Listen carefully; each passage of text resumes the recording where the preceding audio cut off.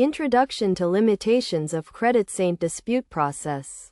The CreditSaint dispute process is a service that helps individuals correct errors on their credit reports by disputing inaccurate information with the three major credit bureaus. While CreditSaint can be an effective tool for improving credit scores, it has several limitations that consumers should be aware of. Understanding the dispute process. The dispute process involves identifying errors on a credit report, gathering evidence to support the dispute, and submitting the dispute to the credit bureau. CreditSaint facilitates this process by providing a platform for consumers to submit disputes and track the progress of their cases. Limitations of CreditSaint dispute process. One of the main limitations of the CreditSaint dispute process is that it may not be effective in removing all types of errors from a credit report. For example, if a consumer has a legitimate debt that is being reported accurately, CreditSaint may not be able to have it removed.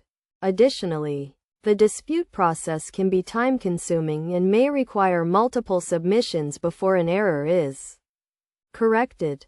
Another limitation of the CreditSaint dispute process is that it relies on the cooperation of the credit bureaus. If a credit bureau is unwilling to investigate a dispute or correct an error, CreditSaint may not be able to obtain the desired outcome.